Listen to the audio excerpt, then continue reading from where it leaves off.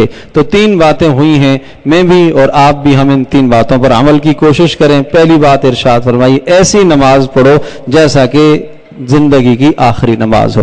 دوسری بات ارشاد فرمائی کہ ایسا جملہ، ایسا کلمہ زبان سے نہ نکالو کہ جس کلمے کی کل آپ کو عند اللہ، اللہ کے یہاں یا لوگوں کے یہاں آپ کو معذرت کرنی پڑے۔ اور تیسری بات یہ ارشاد فرمائی کہ مخلوق سے نگاہ کو ہٹاؤ، اپنے خالق پر، اللہ پر نگاہ کو رکھو۔ جو کچھ لوگوں کے پاس ہے اس سے اپنے آپ کو مایوس کر لو، اور اللہ پاک کے پاس جو کچھ ہے اس پر پر امید ہو جاؤ۔ جو لوگوں کے پاس ہے وہ عارض ہے، عارضی ہے، دنیا میں جو کچھ ہے ختم ہونے والا، اللہ پاک کے پاس جو ہے وہ باقی ہے، وہ ہمیشہ کے لیے ہے۔